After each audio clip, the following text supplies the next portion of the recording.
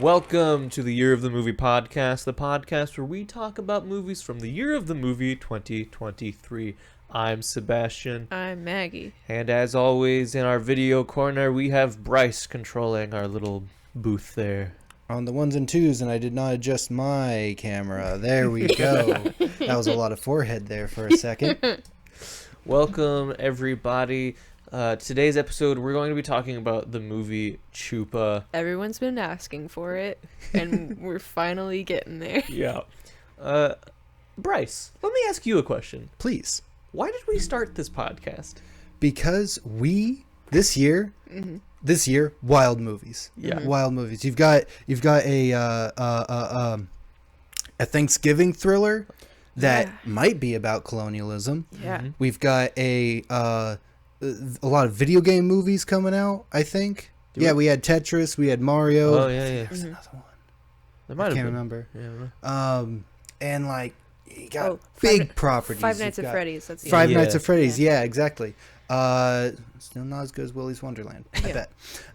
Just bonkers movies. Yep. And so this is the year to cover it, but we're only covering movies that happen in this year. So like movies might come out later if they're in a festival. Mm-hmm. Did I get that right? Mm-hmm.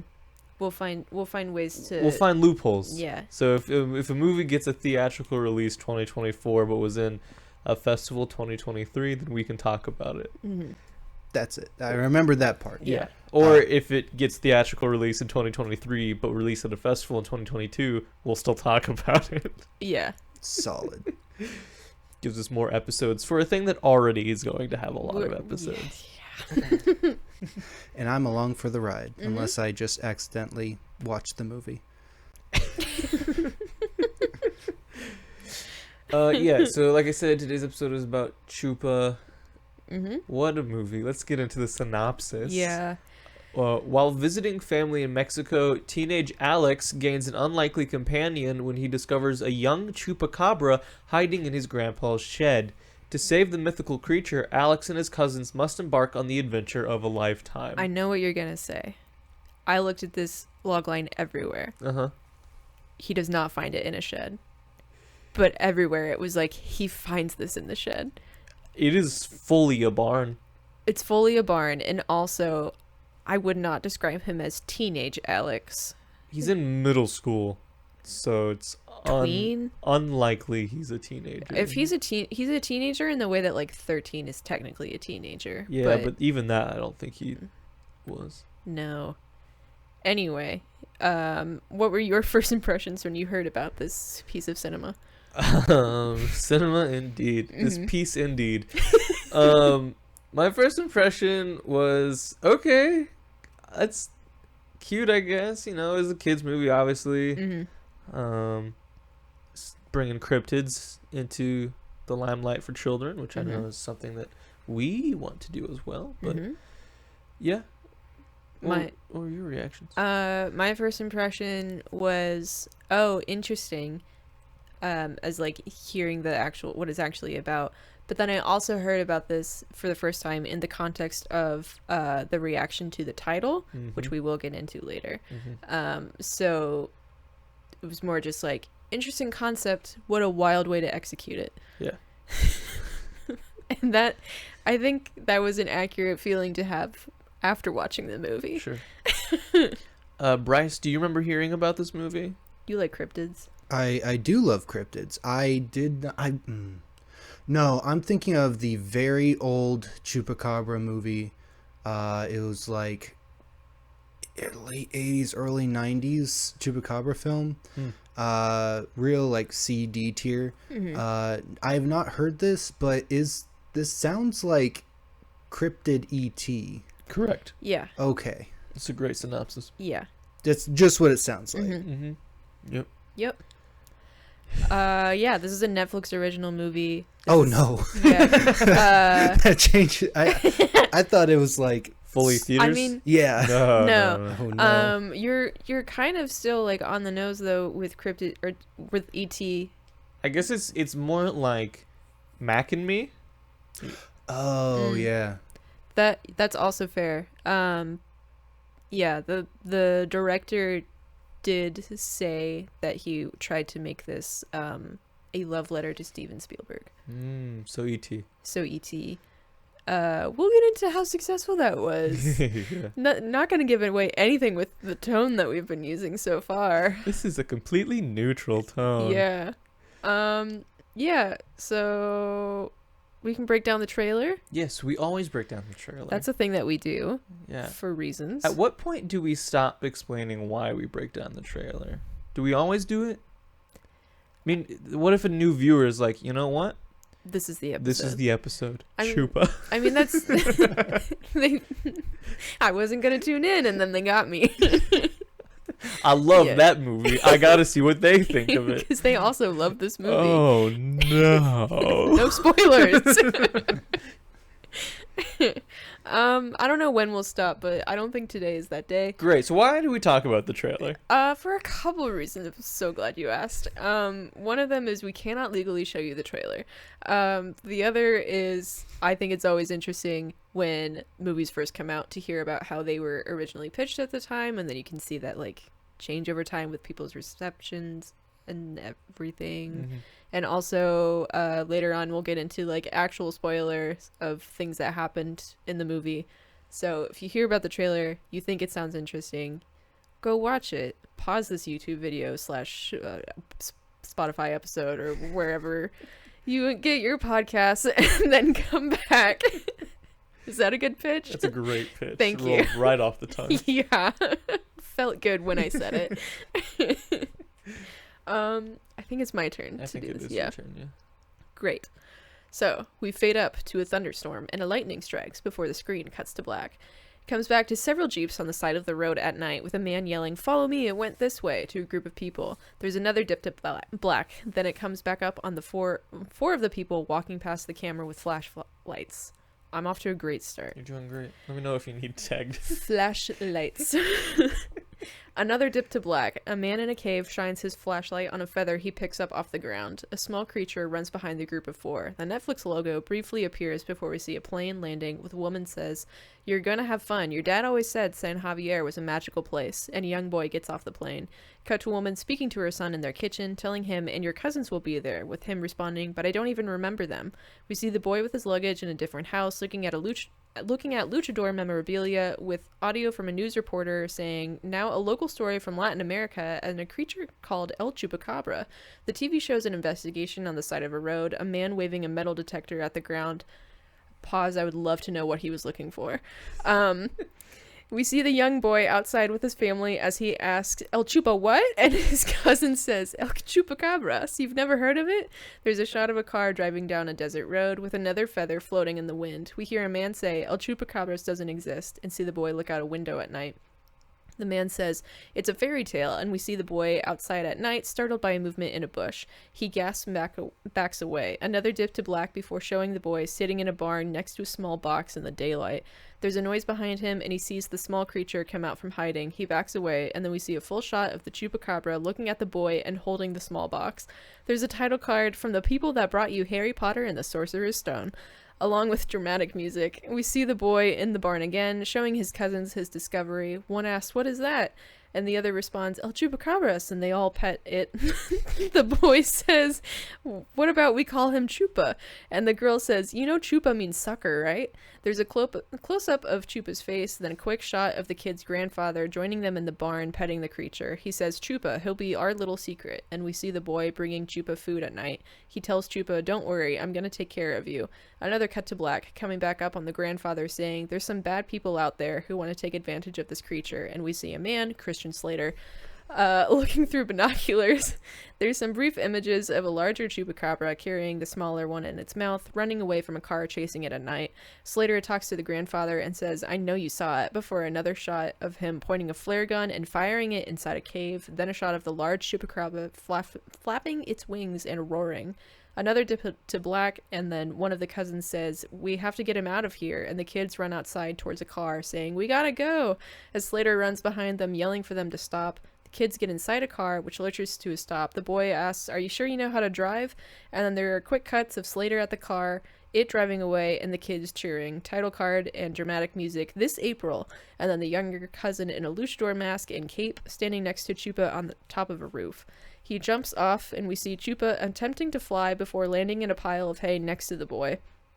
Title card, all families have secrets. And then the boy sits with Chupa saying, you don't have to be alone anymore. Your family is still out there. Over shots of him hugging his cousin and then the sunset over the desert. Another brief close-up of Chupa and the boy, then a small colorful figurine of a Chupacabra and the boy saying, we will find them, before a shot of Chupa on a rock howling at the moon. Title card says, theirs is legendary, with the grandpa putting on a luchador costume, then voiceover from the boy saying, wherever you are. As fireworks go off, Chupa is running and the music builds until the title screen cuts to black. Fades back up to the boy hugging Chupa in the desert, saying, I will always be by your side. Softer music as the title card, Chupa comes on screen, then cuts to black to a shot of Chupa running over rocks and howling again with the Netflix logo appearing. Pretty standard. Yeah. As far as Kids adventure movie. Kids movie trailer goes, yeah. I feel like the title cards saying all families have secrets, theirs is legendary, implies a deeper connection than what the movie actually shows. Yeah, it makes it feel like they are connected to the Chupacabras. Like their families have been guardians of it or something. But no, they just happened to stumble upon Chupacabras. I don't think I saw the trailer for this movie until what time is it? 3 hours ago or something. I know I'd watched it. Yeah. I didn't realize that they acknowledged Chupa's name in the trailer. Sort of, they do. They acknowledge it in the way that that's it. That's all that the movie does to acknowledge. Yeah, but also Chupa. it means more than sucker. It does. It does. It also kind of makes it look more dramatic than what actually happens. That's just how trailers are sometimes. Yeah. And then pretty straightforward plot of a kid-centric family movie of kid finds creature, bad guy wants creature, hijinks ensue. So... Bryce, I saw that you were looking something up. Yeah, Is it the fact that he has wings in this movie? Yes. Yeah. So yeah. Yeah. So to describe how the Chupacabra looks in this movie, the guy that was in charge of the CGI said that they didn't specifically the mix that they didn't want it to be like too obviously a dog or too obviously feline, so they tried to go for a mix of all of them. The way cat to me, but it was kind of cat face with dog movements. Yeah. The way that I would describe it is the Loth cat from Star Wars Rebels. Yeah, no, that's exactly what it looks like. Yeah, like it's furry. It's supposed to be a dog lizard looking thing because there are no lizard elements. That's what ticked me off. I was like, what yeah, well, it spits. It spits. Yeah. This lives in the desert still, but it does just fully have a coat. This is also specifically in all of the marketing and all of everything that people have talked about it. This is specifically a retelling to make the Chupacabra more approachable for kids. Yeah. Why? Don't know. Big Chupacabra is up to something. It's got thumbs. It has thumbs. It can grab things. Yeah. At one point, it sort of stands up and starts dancing around. That's a. We'll get there. So one of the explanations for the Chupacabra, like a real world explanation, is that it was a mangy dog. People are just seeing a mangy dog go rabid. Yeah. And I don't know, maybe it's the cryptid Puritan in me that wants how it is supposed to be portrayed. I get this is for kids, but also the part where they say that it's a stuff of fairy tales irked me. Totally not necessary, but cryptids are part of folklore. They're ingrained heavily in South American folklore. Fairy tales are reserved for speaking about fantastical stories in mostly European countries. Sure. And then whenever they, I don't know, it's really small thing. But also the Chupacabra legend originated in Puerto Rico. This movie takes place in Mexico. Chupacabra didn't become attached to Mexico until after it gained popularity on a much larger scale. When white people don't understand the difference of Puerto Rico and Mexico. Basically, but also it's not like this movie was only made by white people. That's true. This is part of the movie. I guess spoiler zone now. We did not like this movie, but one of the What? I know. Sorry. But it's only spoilers for our thoughts. Yeah, but one of the like positives that I do highlight in my notes, but I feel like we won't talk about it that much, is that one of the intentions of this movie is to highlight like culture in Mexico and having a boy like learn to appreciate his heritage and where he comes from. Yeah. So I appreciate that this is like a vehicle to do that and to get people also interested in Mexican culture who haven't really known anything about it before. It's still interesting to me. Maybe it's just like studio hands all over this, but like there's almost something like very meaningful at the center of this movie, and then there's so many weird turns where it's like, but why would you do it like that? I did think that this movie was like not, I don't want to say if you want to teach your kid Spanish, have your kid watch this movie. No. But if your kid is learning Spanish and English, then I feel like this would be a good movie. Yeah. Because some of the characters only speak Spanish Mm-hmm. and they don't speak English. Yeah. And it's kids talking to each other. And if you're a kid seeing kids talk to each other, then I think it's easier to pick that up. Yeah. So, like, I thought, like, that would be, like, a good thing for it. This is a good family movie, and I'm also trying to be mindful of the fact that we are not the target audience. Yes. But also, it gets to a point where they're like, after they've established that this character only speaks Spanish and doesn't understand English, they sort of ditch that in the sense of like everyone understands each other but still talks in the different languages. It's like one of those weird, we're not going to acknowledge the passage of time things where, Yeah. so like Alex, the boy, goes to San Javier to meet or reestablish his connection And with visit his grandfather and then his two of his cousins. He says that he is learning Spanish, but that like his dad died like a year ago, and since his dad died, he hasn't really been interested in learning Spanish. So like it starts off with like his mom tries to get him interested in it, or he says that his mom tries to get him to speak Spanish. We see her in the one scene that she's in. We see her at the house speaking to him in Spanish and him responding to her in English. And then as the movie goes on, then they all just kind of understand each other. So like you could almost explain that as like maybe he's been there long enough that like whatever level of Spanish he understood, then he's back. Yeah. Like he's able to understand. But they weren't quite, they were a little sloppy with the language stuff, but like some people speaking Spanglish was like an interesting and real part of it, but it's not super based in realism. No. We should say for the Chupacabra movie. we should say that this is a period piece. That's true. It takes place in 1996. And they make sure you know it's 1996, or at least just the 90s, with Yeah. all of the set design and like His bedroom back at his home in America is just like filled with 90s things. so many 90s references. He has A Game Boy. Yeah. He plays a Game Boy throughout like the entire film, like And an original Game Boy. Yeah, he plays his emotional support Game Boy that is kind of relevant to the plot. And then he also, when he meets his cousin, then he's wearing a Teenage Mutant Ninja Turtles shirt, and his cousin does not speak English and he does not speak Spanish, and his cousin points at it and goes "Cowabunga!" and then tackles him.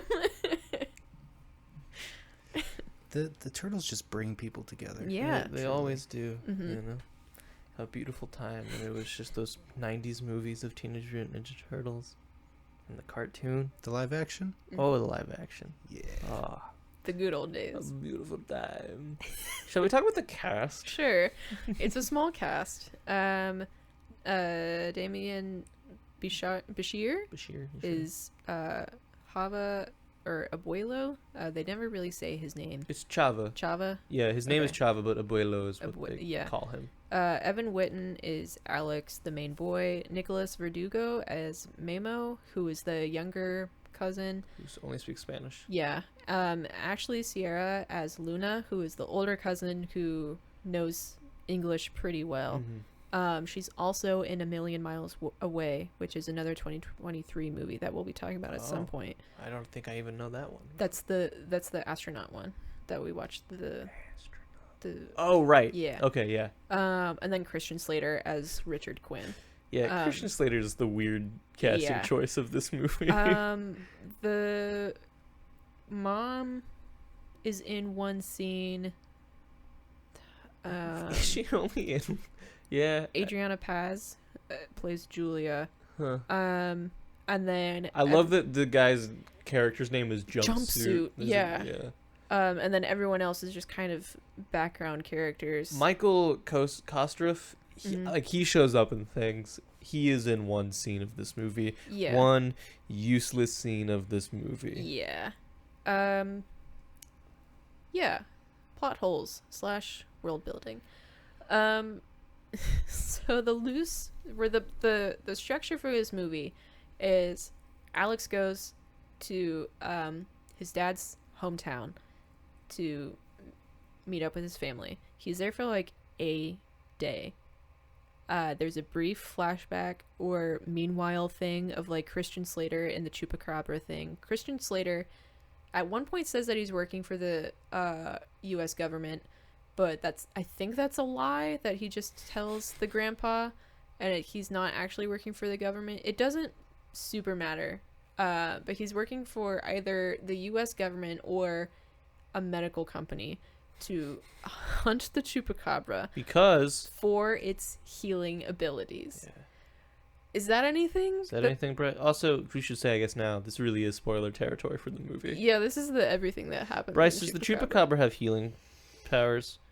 Because I'll tell you this. There is a scene where they find a goat that they think is sick, but it's just because the Chupacabra sucked the goat's blood. Mm-hmm. But then Alex is inspecting the goat, and the bite mark starts healing.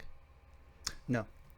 Yeah. There's nothing beneficial about the Chupacabra. He gets a cut on his hand. Alex does. Alex gets a cut on his hand, and then he wakes up the next morning, and the Chupacabra is on top of him in bed, like sucking on his hand.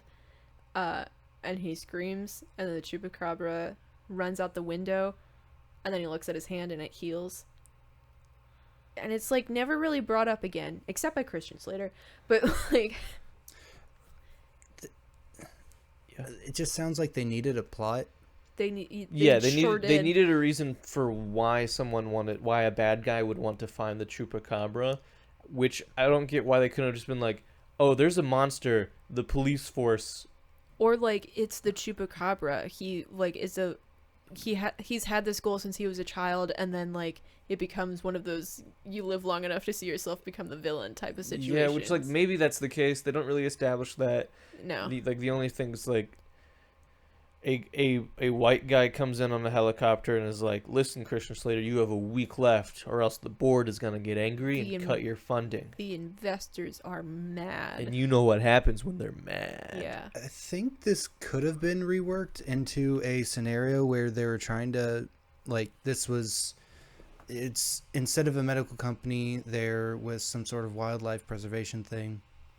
They're going in to hunt the Chupacabra, and they find a little pup Chupacabra that's like, oh, look at this guy. And he's a bit of a runt of his litter. Mm-hmm. There's other Chupacabras, right? Adult Chupacabras.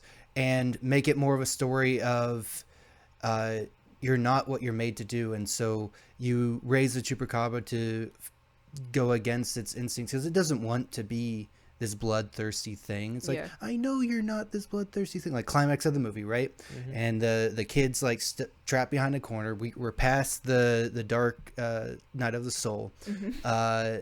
The Chupacabra was like coming after him after he kind of went bad. He's like, no, I know you're better than this. And then he breaks down. They have a heart-warming moment. The Chupacabra doesn't attack them. And then they go from there.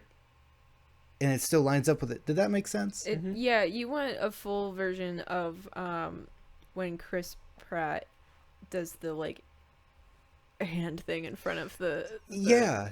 Well, I don't want it. No one wants it. It's not the movie we want. It's the movie we deserve. Exactly. Maybe Chupacabra is the movie we deserve. I mean, the Jurassic Park storyline lines up better for this creature than the E.T. storyline. This You know? this Yeah. particular version of the E.T. storyline doesn't make sense. So Christian Slater chases down the Chupacabra. He gets the baby, and then the parent Chupacabra defends the baby. There's a whole car crash.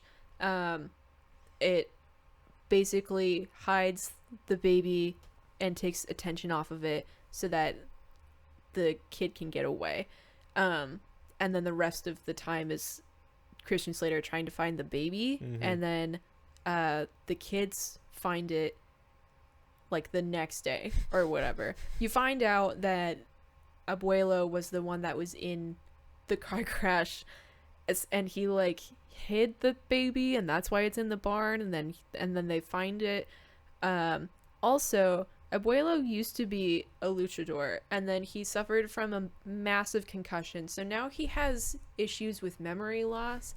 Yeah, and the older cousin, she's like, we can't tell anyone about his memory loss. Who's like 14. If Alex is 12, she's yeah. like young. She's like, we can't tell anyone, or else they'll make him live back with me and my mom in the city. and it's his just, whole life is here. And it's just like, maybe he needs that because he's wandering out of the house in the middle of the night, taking a walk down the highway. So maybe we help Grandpa out. Maybe we help Abuelo out. So like he essentially goes into these like fugue states where he just does things and then they like snap him out of it. But he somehow remembers everything about the Chupacabra. Great. Until later when that's the thing that exploited. grounds him is Chupa. Is Chupa. And then they're like, we know his family is out there. We need to reunite Chupa with the rest of them. And then that becomes their whole mission. The other thing that the trailer implies is that like there's this big adventure. It keeps saying it's a family adventure. Dude, But they never go anywhere. they don't go anywhere. I think it's like 30 minutes before the main kid meets Chupa. Yeah. Like, it is a while before they actually, like, have the kid and extraterrestrial thing meet. What I did appreciate is then it doesn't do the thing of like, I have to keep this a secret from everyone else. He like almost does that, but then the younger cousin Mamo comes in and he's like, I think he it's a Chupacabra. I think he would have, but then the cousin walked in Yeah. and was like, oh, hey, what's going on? Oh my god, there's a Chupacabra. Yeah, so there's no... And then immediately after that, the third cousin's like, hey guys, what are you... Oh my god! Yeah. it's not like a How to Train Your Dragons thing where he's like, I have to keep this a secret. Yeah. Like, everyone is in on it immediately. Yeah, and then after that, the grandpa, Abuelo walks in. And Good he's old Chava. yeah. He's like, oh yeah, that's the Chupa. That's the Chupacabra. We gotta keep this a secret, kids. I trained it with this music box. That don't worry, that's never gonna come up again. and then Grandpa tells Alex that they need to fight so that he can release his feelings about his dead dad. Yeah, because Alex is just holding it all in, and Chava is like, listen, that was my son. It upsets me too, but like Yeah. we have to talk about this. We can't just hold it in. Yeah. And then Alex is like, nah, dog, I'm good. And then so Chava's like, Fight me. we're fighting then. If you don't want to talk, then fight me. And he gets onto his like his luchador outfit and then puts Alex in a little mask too. Yeah. And then basically whoops Alex because he is a trained luchador versus a 12-year-old. Yeah. Shocking. Yeah. And then he turns his back on Alex after Alex is on the ground. Alex gets upset. Alex does the whole like type of yell, you know, and then pushes Grandpa. his grandfather, who falls back down onto the ground. Cuts to a doctor making a house visit, injecting Grandpa with something. He's putting a syringe in his arm, and he's like, he needs to rest. How's his memory? And they're all like, so good. Don't worry about it. Please don't call my mom. and then it's like, I'm trying to think about if the rest of the movie happened in real time. I feel like the rest of the movie kind of happens in real time of it's like whatever is left in that timestamp is them being like, all right, now we need to get Chupa home because suddenly Christian Slater is there. He's in the barn. He shoots the Chupacabra with a with the trank. trank gun. Yeah. And then But still, the kids are like, what? the kids are like, no. But no one actually tries to step forward. Like, it's like the hold me back, bro thing, where no one is holding you back, and instead everyone is just kind like, of watch him take the chupa. They're like, you can't do this. And he's like, you're 12 and I work for the US government, maybe. And then takes it away. But then they steal his car. They steal his car. He was inside the house. He put the Chupacabra in the car, and then they wake Grandpa, and they enter him into a new fugue state. Yeah, the grandpa wakes up and he does not remember basically anything. He thinks Alex is his son. He has whatever that injection is in his system, and then he's not in touch with reality. And then Alex is like, what? His grandpa was Azul. That was like part of his. That was his luchador name. His stage name, and then he was like, it's your archenemy. I forget the name that they use for the archenemy. Yeah. But they were like, he's here.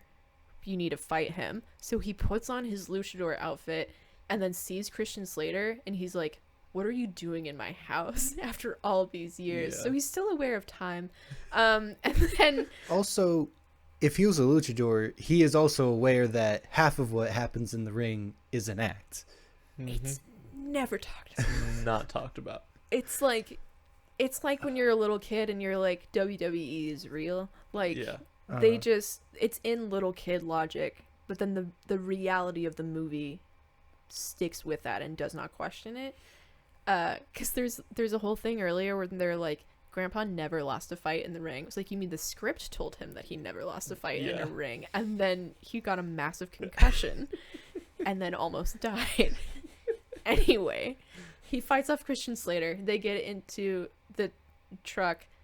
The girl who's like 14, Luna, is driving. The grandpa's in the back seat.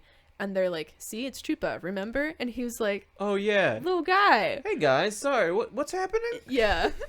Chupa is what grounds him. Yeah. But did they have the air conditioning on when they left Chupa in the car? They put Chupa in a hot car. I mean, Christian Slater is the one that put Chupa in a hot car. Tranquilized. Yeah. Yeah. Does PETA extend to cryptids? I hope not, because PETA is like not a good company. But that's true. But they are loud. They are very, very loud. Yeah. Except with the euthanizing all of those animals. Yeah. Anyway. What's another good organization? Your local Habitat Humanity. Yeah. Habitat for Humanity. Yeah, it's a great one. Wait, nope. I was thinking of a dog shelter. So Chupacabra. Thank you. Christian Slater runs after the car, whatever. They get to the desert. Humane Society. That's what I meant to say. Sorry. They go back to the car crash. Yep. Chupa catches a scent. He catches the scent of his family. And then they run through the desert. The pace of everyone's runs is also really weird, because then it's just suddenly Alex and Chupa alone in front of this ravine with a giant pipe over it. Alex is like, I'll always be with you, or whatever that speech is that's in the trailer. And then the Chupacabra runs across the pipe, and he's like, wow, I did it. This is the end of the movie. And then he turns around. And there's a giant CGI cougar. A cougar is there. Not in, like, the Cougarville way, but a real one. Like a bobcat. Like, yeah. Like a mountain lion. Yeah. There's a cougar is there. And it's like, so he gets up on the pipe, like, trying to back away. Grandpa and the cousins finally show up. Yeah. Also, Christian Slater has been watching this entire thing through binoculars. So the grandpa is there. He makes himself like really big and chases off the cougar. And then he's like, yeah. Yeah, he chases off the cougar. The cougar was on screen for maybe 30 seconds to a minute. It's not long. And it's because clearly it cost them a lot of money. Because it's not a good cougar. It's not good CGI. It was goofy looking. Like the proportions of it were way off. Yeah. Like it was cartoonish. Yeah. Are you looking up the cougar? I want to see this abomination. And then Alex is on the pipe, and then the pipe is falling apart. The other thing, Alex has no survival skills. Nope. the other thing is that the pipe is falling apart. There's like a little bit of wire or whatever that is. It's a suspension bridge, basically, Yeah. of pipe. There's a wire that goes across the whole thing that is almost a handrail. Alex is holding on to it. The pipe starts to slowly disintegrate. Alex lets go. Yeah, and he then lets he's go just- of the one stable thing. And then he's like, I'm going to hold on to this pipe instead. It's Yeah. like, no, you were so close, my Yeah. guy. And then the grandpa tries to save him. It's the other thing of like, no one is actually getting close to him at all. That must have been another like CGI thing of like, we need to keep you Yeah. right here. Yeah. Everyone is just like, don't fall. It's okay. And then he screams for help. He screams for help. Chupa comes back. Chupa hears the call. And then he He grabs Alex with his tail. Yeah. Because we didn't mention this Chupa has a really long tail that can also grab things like a monkey. Yeah. And so he grabs Alex's hand with his tail and tries to pull him up, but he's not strong enough. Because they established earlier, Mamo was trying to teach him to fly. But he's too young. He doesn't know how to fly yet. And so the pipe breaks and they both fall. But then, right at the last second, Chupa starts flapping his wings and he learns to fly and he saves Alex and they fly up and then they're good, and then it's like, wow, end of the movie. And then Christian Slater shoots the Chupacabra again. and he runs off. It's right? literally the camera turns, Christian Slater is there, And he just goes bam. He shoots it. I burst out laughing when we were watching it, and you started going, what you say? Because it was like, it just felt like it wasn't ending, and it was like that SNL sketch if you haven't seen it. Yeah. Yeah. By the way, that cougar looked like a school mascot's face Yeah. was plastered onto Yeah. a starving cougar. How well does it show up on your camera? It's- the picture. It's a little blurry because there's only one One that shows photo. up when you type in Yeah. Chupa movie. Let me tell you, there's cougar. not a whole lot of press about this movie No. that's out there. Is that right? Yeah, that's Yeah. it. Can you show your camera to see if our video viewers Just- can see any of that? I know it's not great for our video viewers. I just don't want to put this in post. Listen, it's not better in the movie. No. But if big you're ol' like, I head. really got to see this, go check the movie Yeah. out on Netflix. It's really the movement of it that is It's real the rough off. part. Anyways, Christian Slater shoots Chupa, Yeah. and then he has a cattle prod. And he's like, get back. Stay back, stay back. And Again, they all do. Everyone stays back. No one. The man who just fought, I guess, scared off a cougar, was like, that adrenaline is out of my system. cattle prod's my biggest weakness. Yeah. That and concussions, right? Like it's. My two kryptonites. Head traumas and electricity. I know. Look, I'm quirky that way. And so they just let Christian Slater go, and then they just kind of like stand there. Alex tries to chase them, The running speeds are weird again. but like they hold Alex back, and then it's like we cut to Christian Slater. He's back in the car that they stole from him. He's driving, and then the parent Chupacabra from earlier crashes onto the front of his car. Yeah. And then He tries to reverse. he tries to reverse, and now there's another one, a really chunky Chupacabra. Yeah. And then One hits the third one- roof of the car. yeah. So there's 3 big, fully grown Chupacabras. Which these things look like. The word escaped me, but bad. Yeah, bad. Yeah. It's not Sphinx. What? Was no, I it's trying to it's think? the lion Yeah. with the wings. Yeah. Griffin. No. This is really fun for our audience. Lion with wings. We're looking it up. Winged lion. Is that what you're looking for? That's really helpful. Come on, guys. Griffin. Well, because it has like the hind legs of like an eagle or a hawk or something. Oh, a chimera. Yeah. Yeah. A Yeah. chimera. That's what we're thinking of. That's think not so. what I'm thinking of, but I guess That's what I'm thinking of. okay. Then we're Yeah, thinking yeah. of chimera. Yeah. No, Yeah. they look like chimeras. Yes. Wow. That would also explain Like, the, almost the monkey exactly. tail. It's a chimera. Why didn't they just do it? Okay. So Christian Slater. He's in his car, He's three chupacabras deep. 3 chimeras. You know you're screwed when you're 3 chupacabras deep. Christian Slater takes he takes Chupa out of the car, and he's like, "Here you go." Like he tries to say, "We can work something out." To the Chupacabras. He gets out of the car with baby Chupa and his cattle prod, and he's like, "Get back. Get back. We can work this out. We can work this out." To the Chupacabras. And they all... Well, he should have been speaking Spanish then, right? Right. Yeah. They all land, and then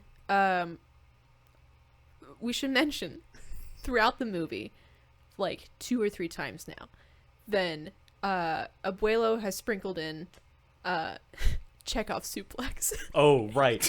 Yes. Chekhov suplex. That is the term that I coined after watching.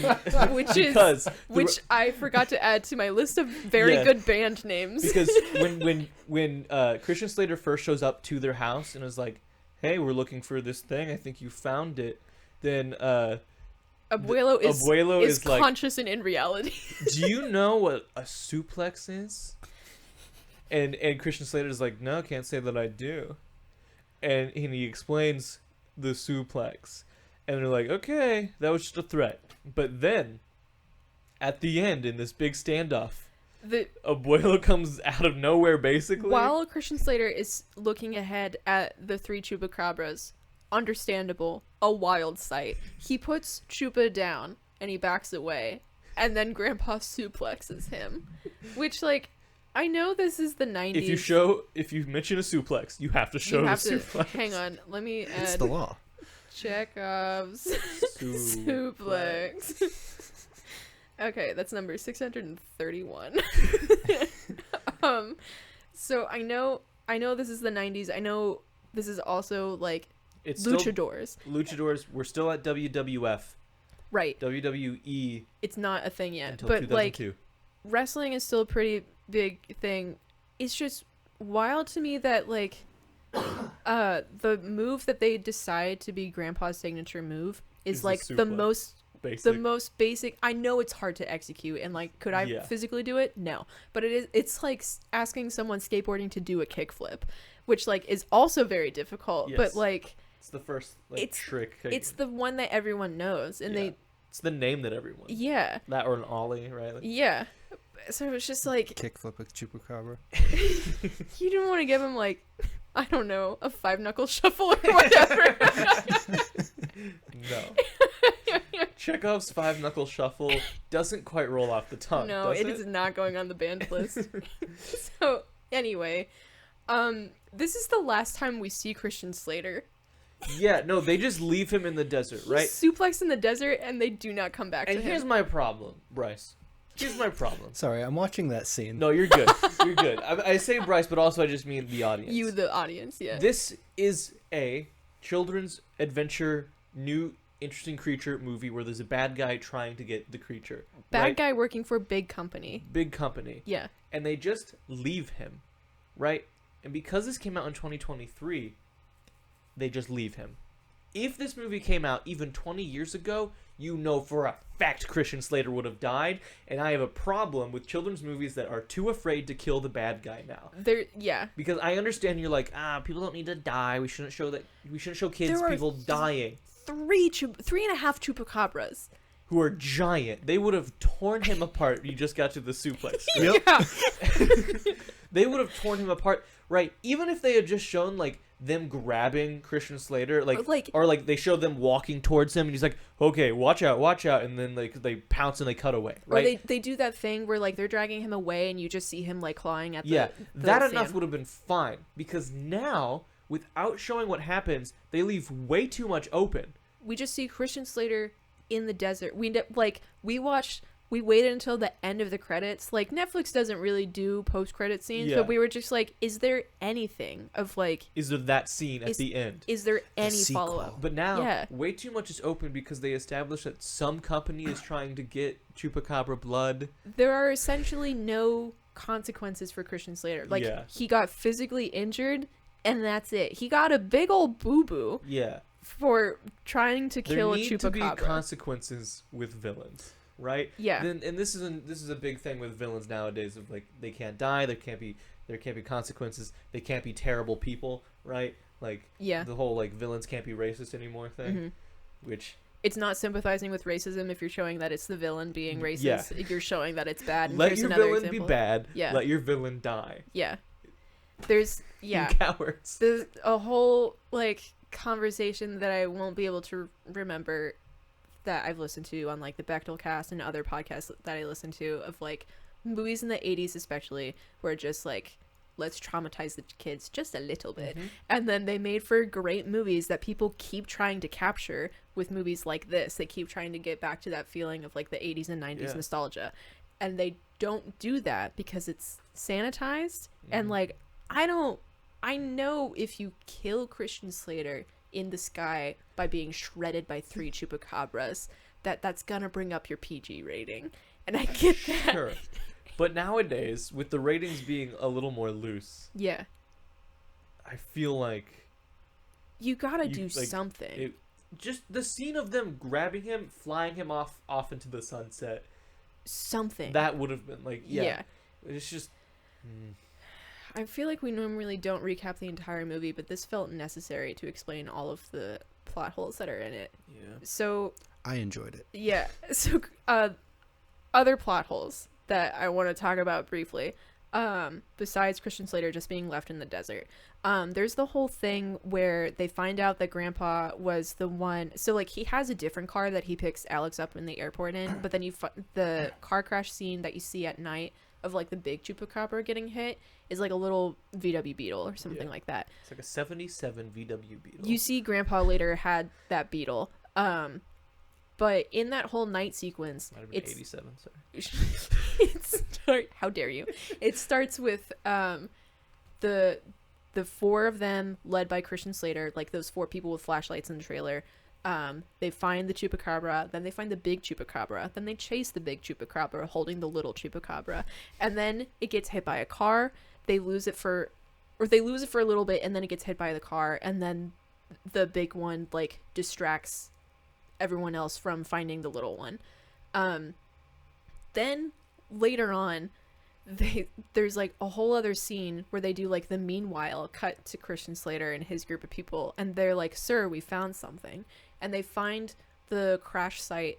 Like the Beetle is gone, but they find the license plate, and they're telling like they're breaking down the scene of what happened to Christian Slater, and then he goes, "Where'd the big one go?" And they're like, "We don't know." Yeah. They're explaining all of this to him, but he was there. He knows what happened. He was one of the guys that was like, it went this way. And then they never explain like how the big one got lost or anything like that. That's another, it's just like, it wasn't on screen, so therefore we don't need to think about it anymore. But it's like, I have questions for what Richard Quinn, what did you do to lose this giant Chupacabra that was very injured and like very desperate? Anyway, it was then they just left him in the desert at the end. The other thing is there are all of these local news broadcasts that at one point make it to the U.S., so it was a big enough story for them to talk about what happened in San Javier in Kansas City. And yet no one else was looking. It was just this one group. It was just Christian Slater, but then there's also no real explanation for like why the Chupacabras are on the news in the first place. Yeah. Like, you see that there are 3 adults, and then just every once in a while they'll be like, yeah, goat attacks are on the rise, and then someone in the family turns the TV off. You never get an explanation for like why they're attacking them, or like if they really are not as bad than people think. Is that only when they're babies and they're cutes and then they become adults and they do kill the goats? Like, what is the repackaging of the Chupacabra myth? It's not a thing. So I don't get like why there was news coverage in the first place. If it was, when we were watching it, I thought it was implied that like maybe they don't normally kill the goats, but because this one was so injured, it needed like more sustenance or whatever, and then ended up draining them. They don't talk about it. The intelligence of the Chupacabras was really weird to me when we were watching it. Like, there's the thing of Grandpa tries to Pavlov the Chupacabra baby with a music box. It only really happens twice. And then Chupa sits there, like in the trailer, you see him with his thumbs holding the music box and like playing with it a little bit. And then he kind of starts dancing. Yeah. And then they show There's a scene of Alex at night bringing chorizo to the Chupacabra, and Chupa does not like chorizo. No. And then not a fan of good. I mean, I don't eat pork, but like chorizo is good. Yeah. And then he goes up to like his little hidey space in the barn. God, this scene. And Chupacabra tries to feed Alex. So he understands like, oh, you brought me food. I bring you food. And he pulls out a little box, like a pen box. Like size of a pen or like a necklace or jewelry box. And or it's something latched. Like it's closed. Alex opens it up and there's a dead mouse inside. And he goes, ah, like he freaks out. Yeah. So like Chupa fully understood that, oh, you brought me your food. Let me get you the food that I kept in my little box, latched it, hid it in my little bedroom. Let me show you my trinkets. Like they're trying to make it a cat. They're trying to make it a cat with thumbs, and they don't need those. They're too smart. And then like the rest of the time, then Chupa just kind of howls, or like they fully talk to it in the way that you talk to your pet or whatever. But then sometimes there are some scenes where it seems like Chupa is responding. They sing along together to the music box. There's that scene where Alex is like, listen, Chupa, we can't keep going to the club. And Chupacabra is like, listen, you can't tell me what to do. He just fully speaks. It's really weird. And then they never acknowledge it. I mean, it would explain the full conversation. Because you guys mentioned that he talks to the Chupacabra. I just watched it. He talks a lot to the Chupacabra. He talks a lot to the Chupacabra. Yeah. No, the Chupacabra never talks. But I wish. If there was a scene where he talks and they never acknowledge it again, it would have just fit in with the rest of this movie. Like, yeah. So he like, Alex has the same music box, and he's like, my dad would always sing me this song when I was little. This is like the only time you really learned anything about his dad. This was a rough scene. It was a rough scene. It was a rough scene to watch. So Alex... He winds up the music box and it starts playing. And he sings along. Just full on sings along to it. And then... it was rough. I'm not trying to be mean. It was rough. They were trying so hard to make you feel something for like kid's dead dad. He is missing his dead dad. And do you remember that his dad is dead and he's not alive? And then the Chupacabra sings along. He starts howling along, like, because Alex is a 12-year-old boy or whatever and doesn't have a great singing voice. So then Chupa kind of like matches his pitch, but like with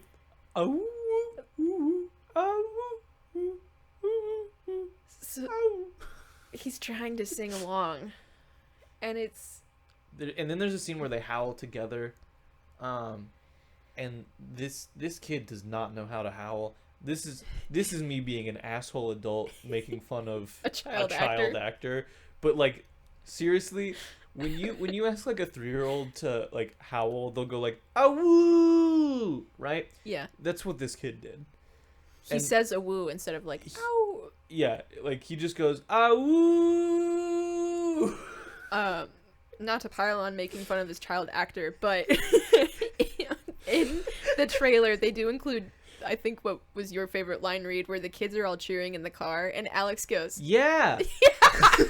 Like, seriously, like, something good happens. I think they get away from Christian Slater. I think it's the scene where they get away in Christian Slater's truck. Yeah. And they're driving away and everyone was like, yeah, right. And literally Alex, the star of the movie, goes, yeah, all right. It's like he's trying to transition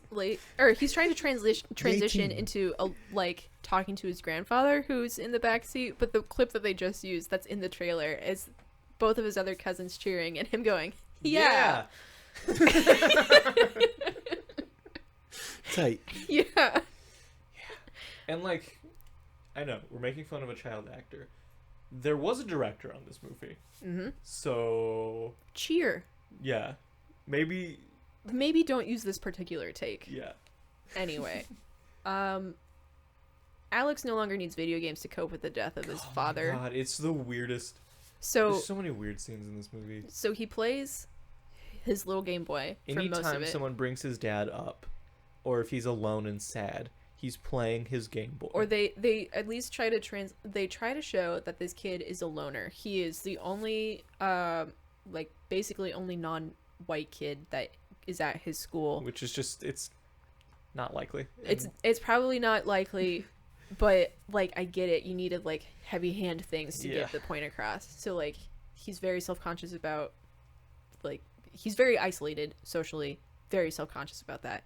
Plays video games. He has a weird bully and like a lunch scene who also never comes up again, which I was like, that if they don't suplex that bully, then what is the point? And then I know, I thought there was going to be another scene where like Alex shows up to his middle school and he's like, "What up? I like Mexico now," and I learned, I learned just in the middle of the middle school cafeteria.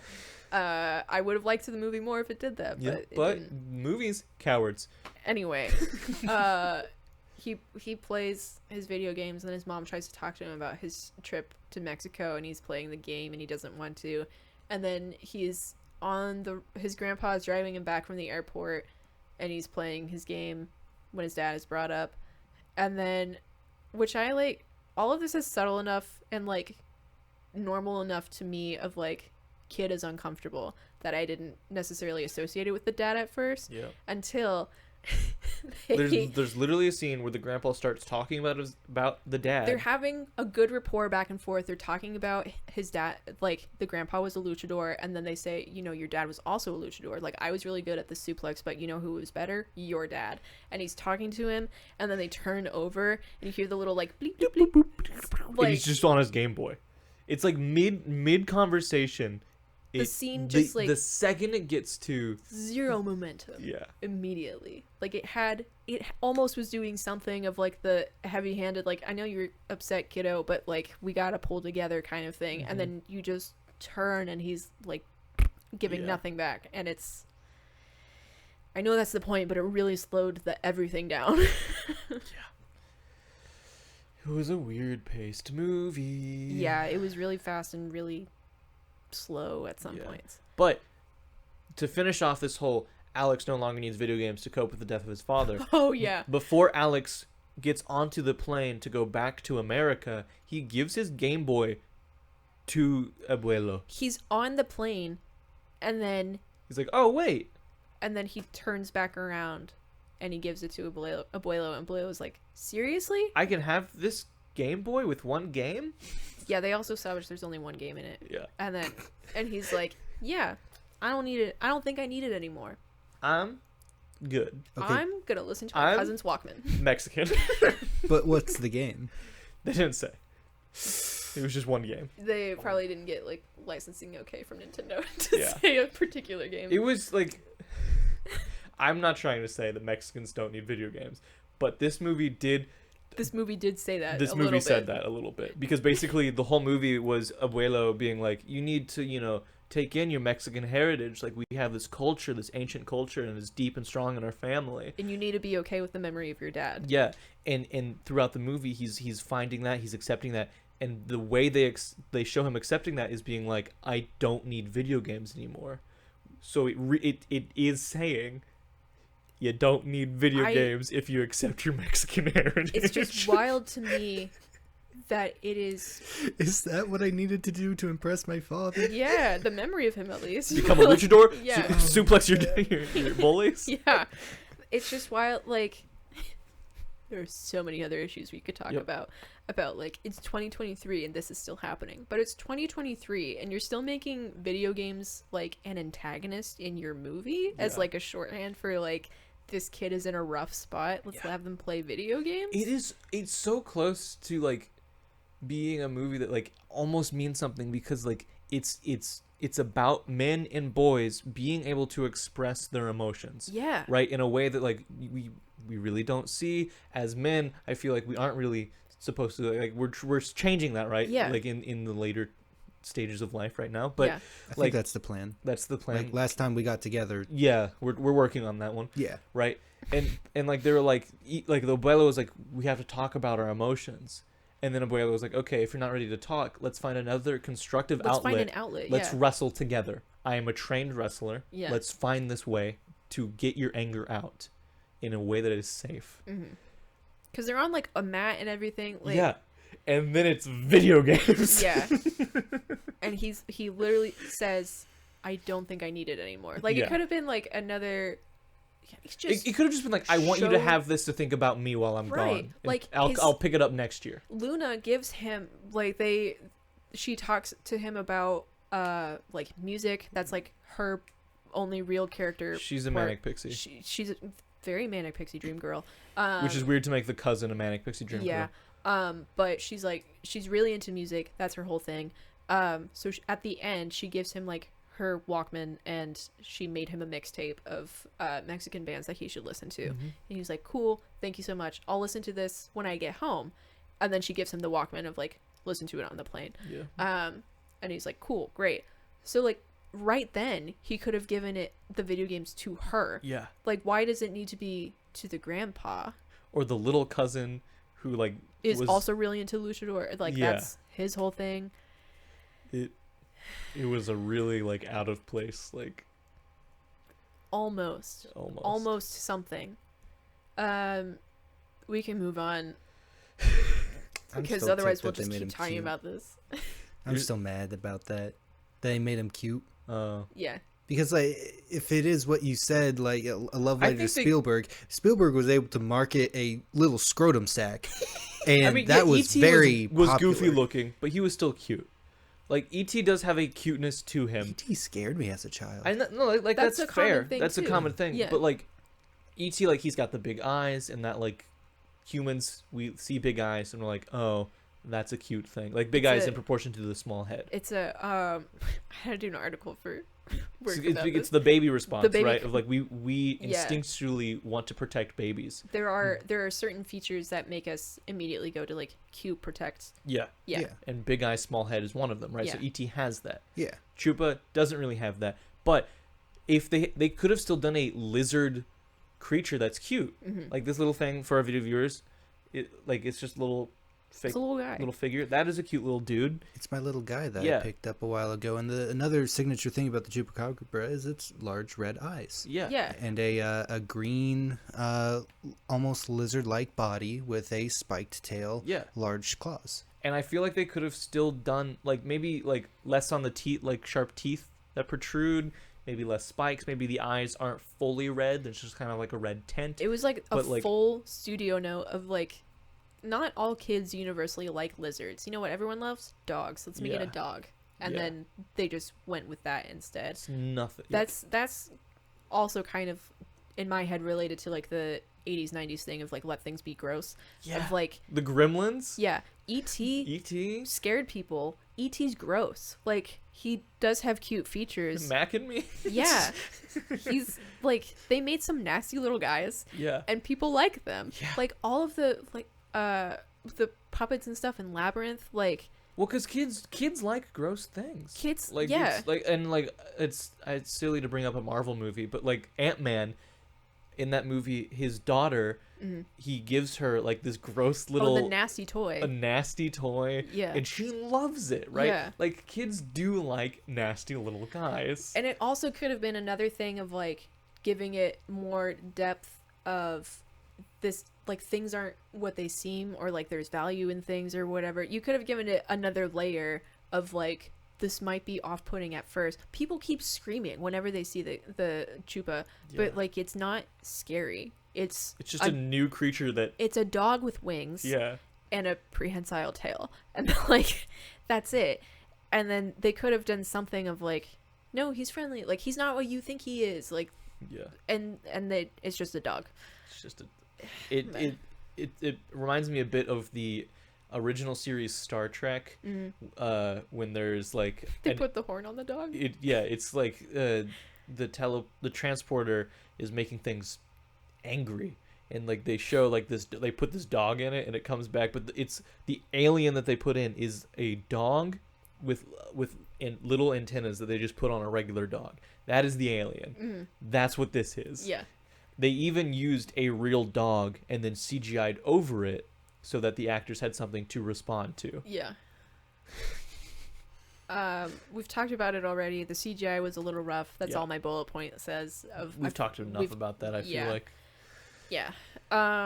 It is very positive about Mexican culture and showing why it needs to be celebrated, and like kids growing up in this particular time period and maybe hopefully it's a little easier for kids now, but like I definitely get it. Like he's the only one who can't relate to people in his school, and he's very aware of that. They really just double down on it of like he's sitting alone at lunch. Like he has no friends. He has no like goofy guy that he can bond with over video games or anything. I do want to say, like, him being alone at school, the way they showed it, I don't think they were trying to show that it is partly his fault. Mm-hmm. But I took it as it was partly his fault. Because his stuff is spread out? Because all of his stuff is just spread out across the entire lunch table. So, and it's like one of those like big round lunch tables where it fits like 8 or 10 kids, right? And his stuff is just all across the table. So it really just looks like he claimed this entire table for himself instead of like, no one likes me. The narrative is kind of clumsy about this, but like it tries about highlighting Mexican culture besides the luchador stuff. I feel like it's really heavy with that. But there's a whole brief scene.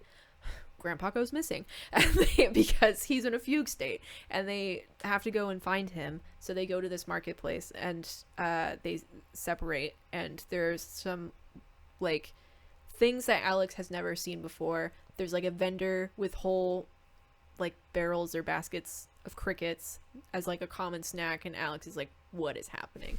And then Memo takes him to a taco stand. Earlier you saw him with his mom, with Alex with his mom in the kitchen, and she's like, we're having tacos for dinner, and he's like, I hate tacos.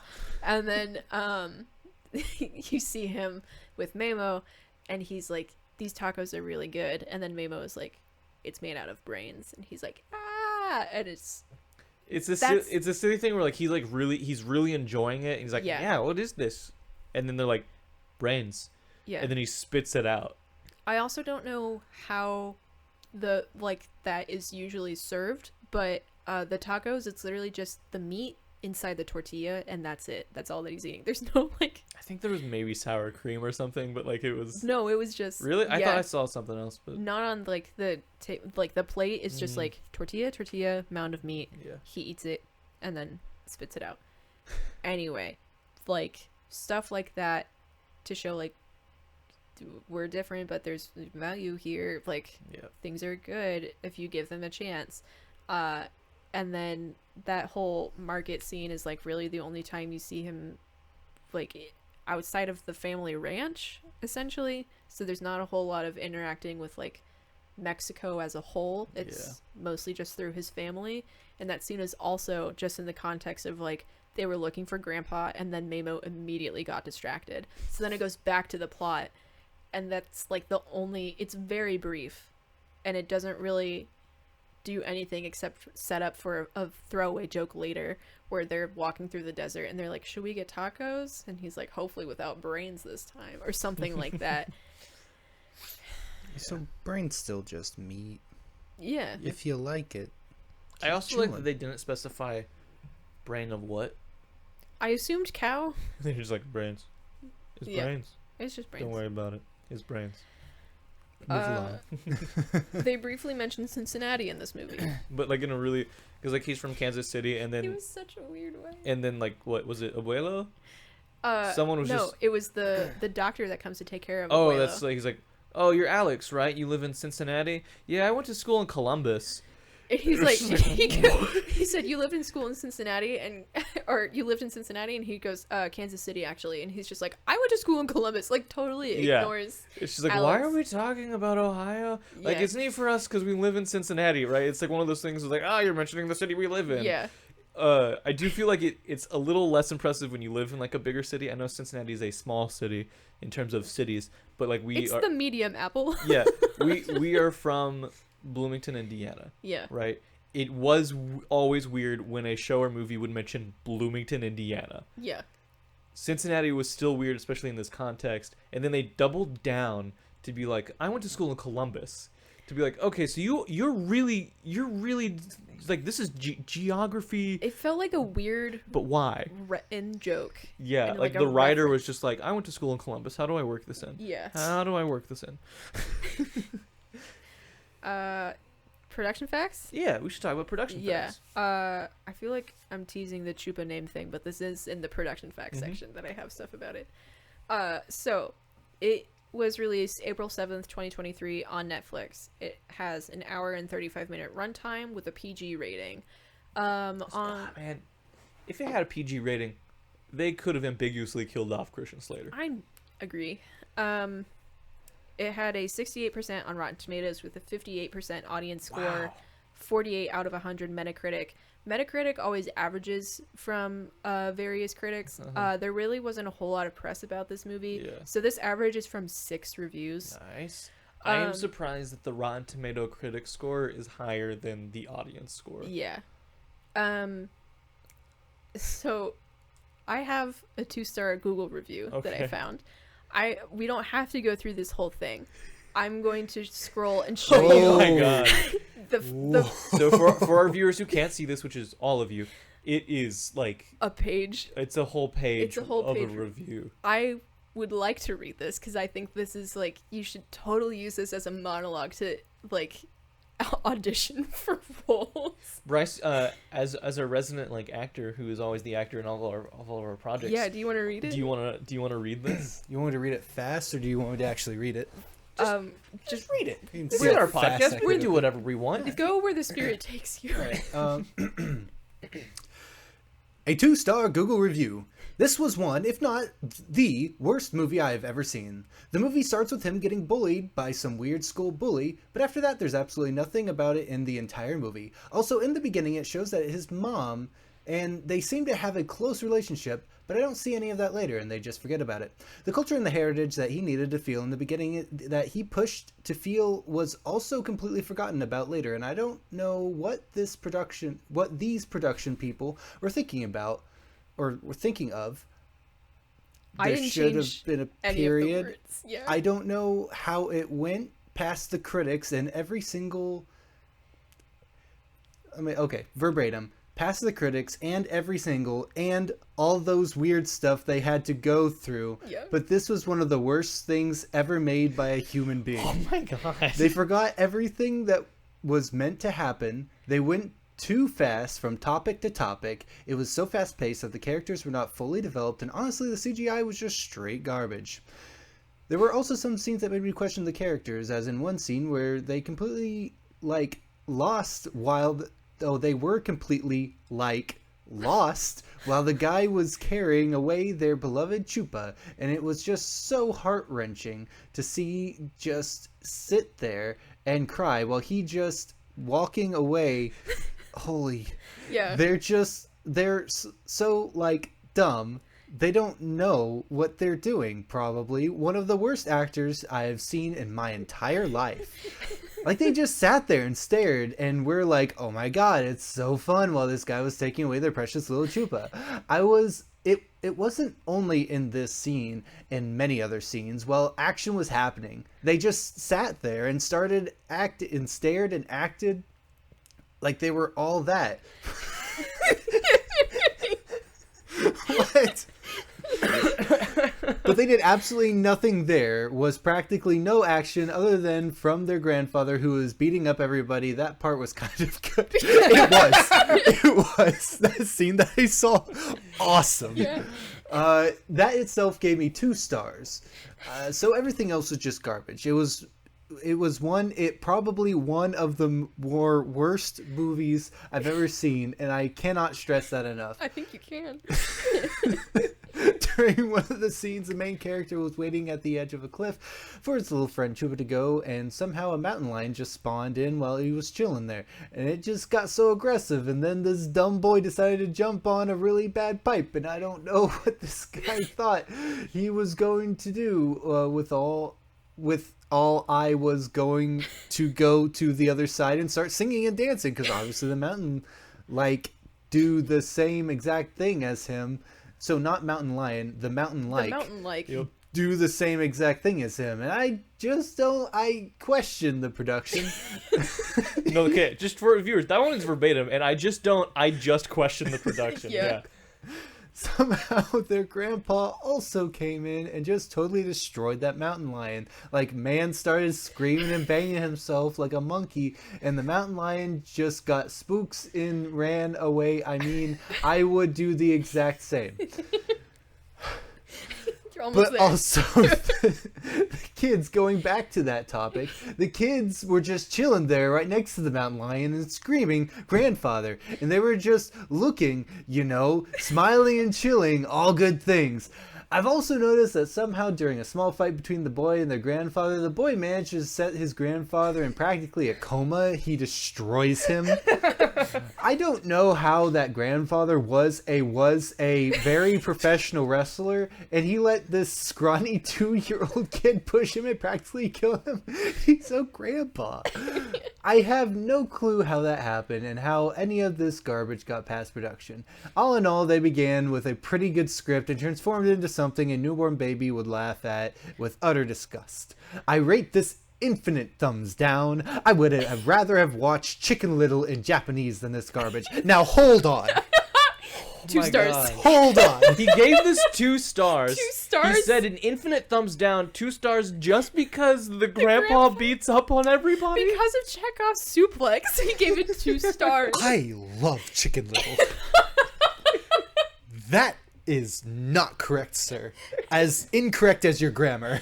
I think this person was like doing the speech to text thing of just like the stuff where he's like, I don't know, man. It's like, anyway, going back to that topic. I liked the was a like that part, he's like, he was into it. I don't know, that grandfather was a very professional wrestler, and he let the scrawny 2-year-old kid push him and practically kill him. I have no clue how that happened. I would rather watch Chicken Little in Japanese. Honestly, Chicken Little in Japanese sounds like it slaps. I think it would be fine, actually. 2 stars. 2 stars. That is like, This review also came, like, I was scrolling down. I think the average rating is like 3.5 stars or something on Google.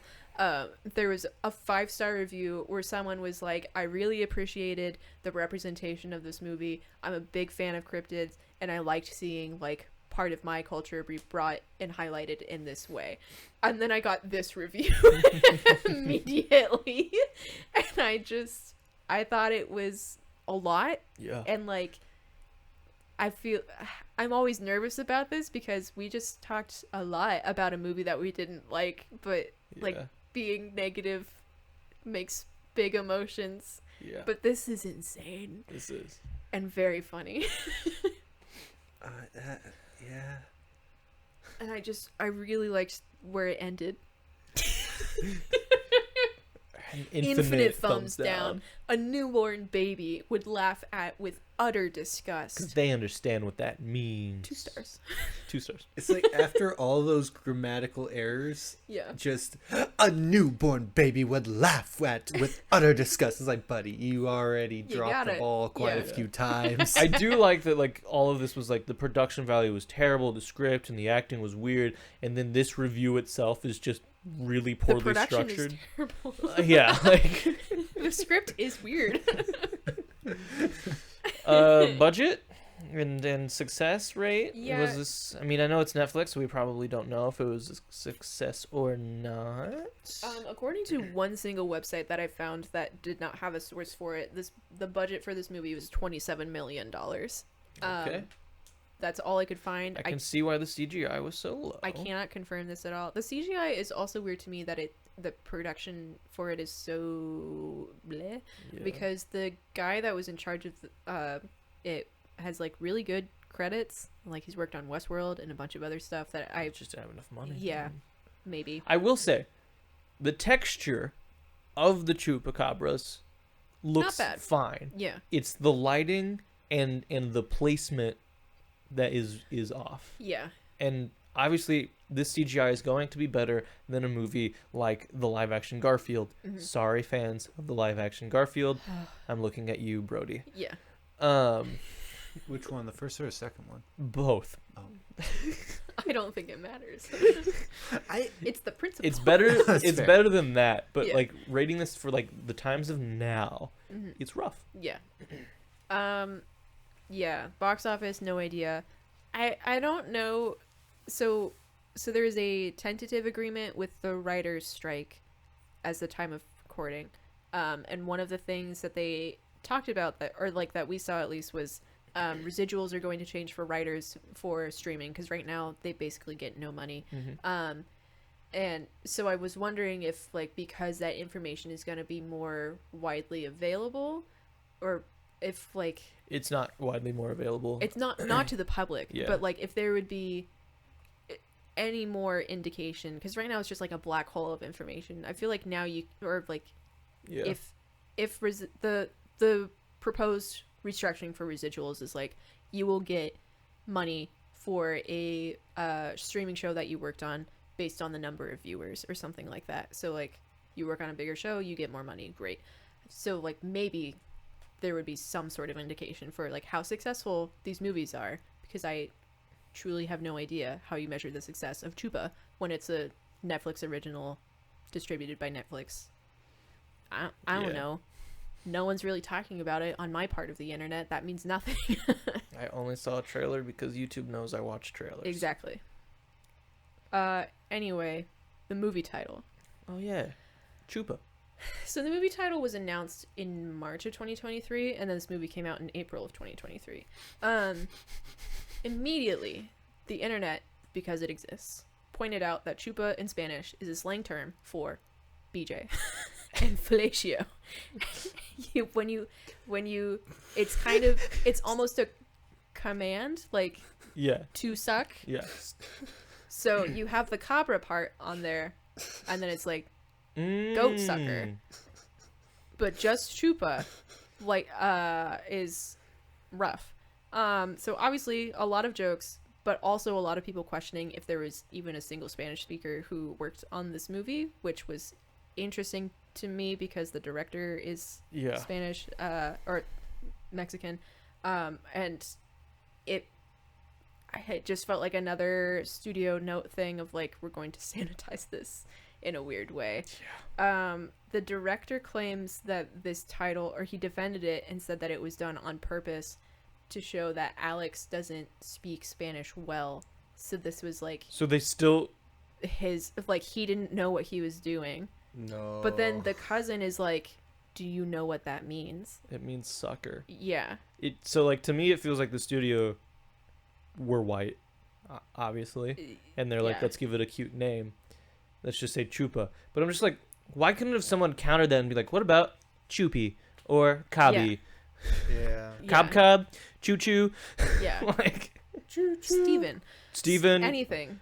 Choo Choo would have been good because then Yeah. the Chupacabra could have made like a. He would have made a choo-choo noise. Yeah, he'd be like, choo choo. And they're like, oh, your name's Choo Choo. Great. Yeah. Great. I'm a great writer. Would have got me on board. 2 stars. 2 stars. Yeah, and then there's also another Chupacabra movie from 2000 called Chupa. This one is a horror movie, and it takes place in a national park. Is that the one you were talking about earlier? Maybe. I thought it was older than that, but that might be it. There's, like, zero information on IMDb about it besides the fact that it existed, and it's There's a from 2000. I watched the trailer. I know that in my I bet it's different then. Yeah. my Latino folklore class, my teacher showed us the trailer. I don't remember if it was on YouTube or not. Well, if anyone has information about other Chupacabra movies, please let us know. Or why they made this a chimera and called it a Chupacabra. That would also be helpful, yeah. If they weren't cowards, they would have done El Cibon. Mm-hmm. That would have been a gnarly movie. Mm. But they are cowards. Do you know why? Because no one is brave enough to be Don Bluth. True. Bring back dogs dying on camera, okay? We need Don Bluth Now back more, from the dead. now more than ever. Don Bluth 2024. That's what's wrong with our world. Anyway, there were 3 writers credited on this movie, not including the director who Wikipedia credited as a co-writer. Okay, and the director of this movie, for audience and Bryce, director of this movie co-wrote the movie Gravity. Yeah. Which was like a pretty big successful movie. So, Sandra yeah. Bullock and George Clooney. Yeah. Right? And they get like lost in space. Not lost, but like they get out of their space station. It becomes a survival situation in space. Yeah. Oh yeah, Yeah. I remember that. Yeah. For the number of plot holes and iffy things, like the problems that we have in this movie, 4 people is just too many for those things to get by. But also 4 is a lot for this movie anyway. So I I think wonder it's if that was probably problem. the studio saw the first script and they're like, okay, we can do stuff. Mm-hmm. And then like, we need changes. And the writer was like, no. And then they got another writer. And then another writer. I don't know, because it was like there was a brief Wikipedia timeline that I saw, and it was feels just so like studio. it just said Yeah. Jonas Cuarón, I hope that's how you pronounce his name, the director. It just said like in 2020 he got the green light for this movie with writers, and then it's all 3 of those other guys that were credited. So it really seems like just a bunch of buddies Yeah. got the green light. So I don't know. Gotcha. Yes, he also wrote 2013's Gravity. The other co-writer / director was his father, Alfonso Cuarón, who is a very well-known director. His uncle is Carlos Cuarón, who is a writer-director, and his half-brother, Diego Cuarón, is an actor. So, film connections. Nepotism exists everywhere. Yeah. Exciting. Equality. According to IMDb trivia, they did use a dog for the CGI stand-in for Chupa. The dog was named Harper, but the breed of dog is unknown. So, Release the dog breed. We're going back on strike, baby. and then, like we've mentioned so far, there have been several comparisons to Spielberg in reviews and some references in the movie. And it's not like the reviews that I saw, it's not like people saying like he's on the same level as Steven Spielberg, but it was like, this is definitely what he was going for, and we can see that. Yeah. Yeah, the camera movements were Yeah. very Spielberg-esque, but not done well. There was like a lot of like people were in conversations and the camera would be like Yeah. and like back and forth, but like they would cut on the movement and it was just oof. Yeah. Jonas Cuarón said that specifically that every frame is a homage to 90s Spielberg. Some references that are in the movie, there's the Jurassic Park poster that's in Alex's room. Richard Quinn is confirmed based off of Sam Neill from Jurassic Park. And then But bad. And then the score was like, one review called it John Williams light. So I don't know how directly inspired it was, but that was I guess what they were going for. Does this man know Spielberg? Not that I know of. But he sure is trying. But I mean, if his dad is a big deal, then I'm sure they've like met. Yeah, it's weird referencing So he and also- honoring people who are still alive. That's true. Spielberg is like big enough that people like make references or homages to him all the time, and like he's very influential for people's childhoods and stuff like that. He also said in an interview that during quarantine, then like he watched a lot of Spielberg movies. So I'm sure that was. He's like, I can allowing do him- that. Yeah. How hard can it be? Yeah. Wait for people to die before you honor them. Or put them in the movie. Or let That's them true. write the fictionalized version of their own story. Fablemans. Yeah, I was gonna talk about that at the end. So Nice. Thanks for ruining that one. Spoilers. Anyway, so the singing along with the music box is apparently a reference to Gremlins. Yeah, so like that is the flimsiest reference because I like have not seen Gremlins, but it's a great movie. yeah. It's a cute scene that they are referencing. But it's just like singing along to music, very very flimsy. Be like, this is a reference Oh, to when this creature sang along to this music box. gotcha. Right, like it's just like That's it. yeah. Yeah. Yeah, and then just Netflix keeps going for that classic 80s and 90s movie feel. Obviously, one of their biggest successes is Stranger Things. I know that's not a movie, but like that whole vibe. People are really into nostalgia right now. I totally get that it's not just on Netflix's like shoulders or whatever. But we also talked about We Have a Ghost, and like that was another thing that we talked about is like It has an 80s feel, but It it's has- modern day. it has a classic, yeah, that classic movie feel, but that one's very modern, where social media is a huge part. Stranger Things, like the way they've made the story, it makes sense that it's in the 80s. Right. They center it around things that are happening in the 80s, like with the D&D craze and all of, like, the devil worshipping and all of that stuff. Classic 80s devil worshipping. This movie did not need to be set in the 90s. I don't think so. The production design, like, the middle school is the only time where you, like, really see, like, 90s dress. But because fashion is so cyclical, it just kind of looked like I don't know, modern clothes. The only problem is obviously, like, middle schoolers don't wear those clothes now. Middle schoolers are wearing, like, gym shorts and socks up to here, and t-shirts like those. For audio listeners, it does not matter where he Nope. gestured for socks coming up to here. I was cheered by a bunch of junior high kids today. Nice. They threw their basketball out of bounds, and I threw it back, and I felt like a champion. One of the youths. The youths, it's a double-edged sword. They'll either make you feel like the worst you've ever felt, or if you do one minor thing, the grand champion of the world. Yeah. But none of the other, like, fashion that we see from anyone else, I'm like, yep, that's the 90s. The only reason I can think of why this movie was probably set in the 90s is they didn't want to think about the internet, and, like, they have the local news as, like, people are catching on to the Chupacabra, and then that's never followed up on or anything. Yeah. So I wonder if they just, like, didn't want to make the internet involved in that. But also, I feel like it would have gotten the same amount of traction because people believe cryptid stories all the time on the internet. It does not matter. It's not gonna. I hate sometimes how movies are like, it went viral, this thing that everyone immediately believed and did not need to double check at all. Yeah, it was weird that it was the 90s. Yeah, even when it was the 90s, it was weird that it was the 90s. I think it's time to rate this movie. The ultimate surprise. 4 out of 4 across the board. Yeah, it's Oscars, baby. 2 stars.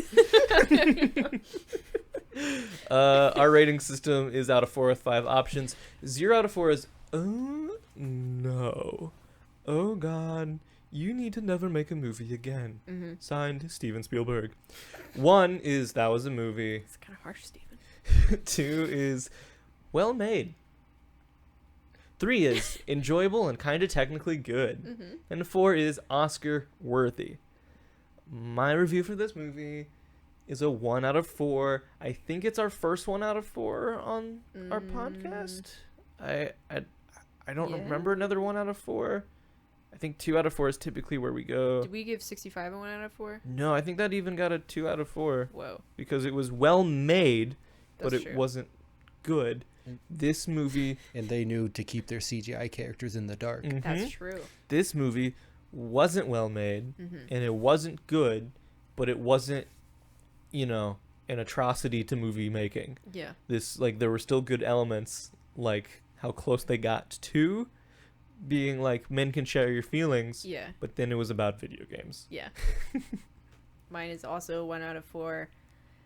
It was just really almost anything. Yeah. Like, it wasn't awful. It wasn't god awful. It wasn't great. It really was a movie. Yeah. That's about it. And we know we aren't the target audience, but kids movies can still be good. Even for what it was marketing itself as doing, it does not deliver on that. It does not. And that's, like, I tried to go into it with, like, open mind of, like, okay, it's a kids movie, like, some things are gonna be cheesy or, like, kind of generic or whatever, but even then it just I mean, you just leave Christian Slater in the desert, he's still there to this day. Yeah, he's just being like, guys. Ooh, that was That's kind of how he sounds. that was better. I don't know if you're familiar with Christian Slater, But he Bryce, sounds like but he that. kind of sounds like that. I believe it. Yeah. So that's a rating for that movie. And as always, at the end of each episode, we talk about a different movie that we've watched somewhat recently. We watched a lot of movies this year. Yeah. Besides ones that came out this year. And the movie that I wanted to bring up, because this is apparently an ode to Steven Spielberg, is The Fabelmans, which came out in 2022. Yes. Which is about Steven Spielberg's childhood. It was nominated for a decent amount of Oscars and won none of them. Yeah, I don't think it won anything. Yeah. It was nominated for Best Picture, maybe Yeah. Best Editing, or I know some Best Actor categories and stuff for sure. yeah, best like there's one supporting actor that I could have been like, okay. Yeah. I didn't love the movie.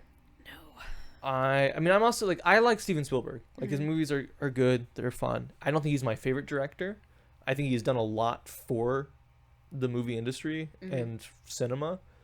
This movie though felt flat. And I understand like Yeah. this was like this big like this was a love story to his family, basically. Like this is It what was this movie was. A love story to his family and also just like movies as a concept. Yeah. And like it also felt flat to me of just like Hollywood is really big on like patting itself on the back. Hollywood for, loves Hollywood movies, and that is Yes. the only reason this movie got a Best Oscar or nomination. Yeah. Best film nomination. Yeah. Where it was just like there were all of the pieces were there, and then just it coming together was just meh.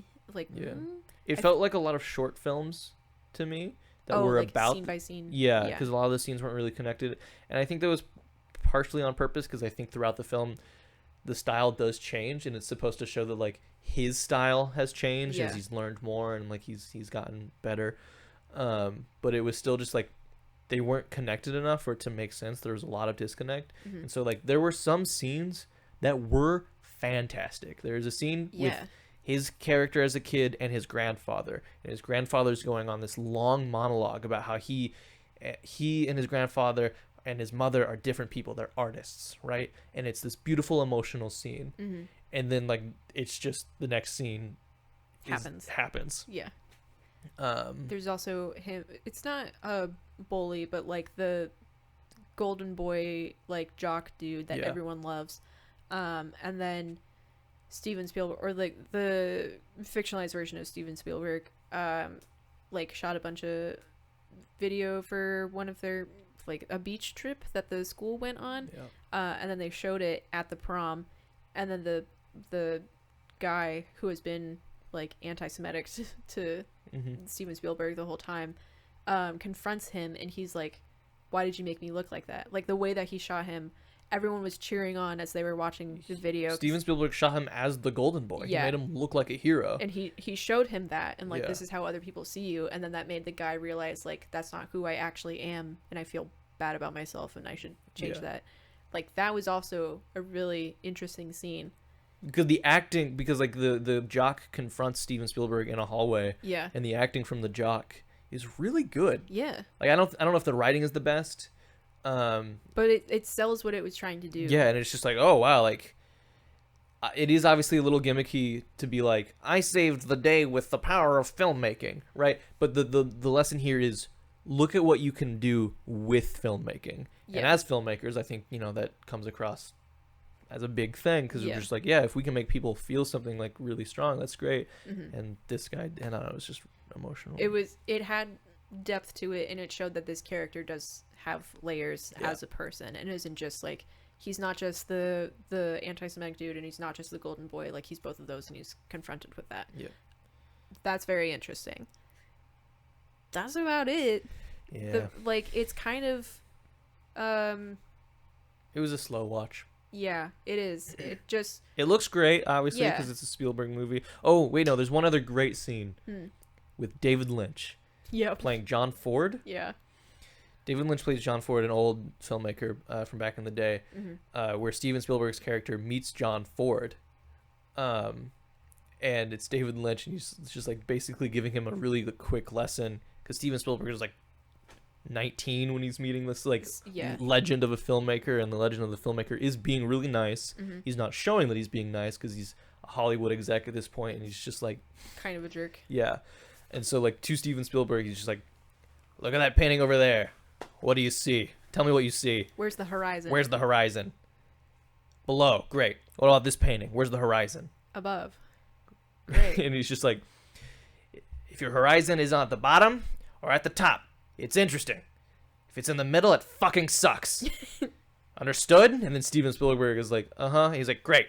Now get out of my fucking office. Like, So then Steven Spielberg skips away, and he's like, "You don't." That's basically the last shot of the movie is Yeah. him like He's leaving, walking through this Hollywood lot. and then the camera changes because the horizon was in the middle, and then it changes where the horizon is to make the shot more interesting, and like it doesn't cut at all. It's like the camera person. It's like you see them realize like Yeah.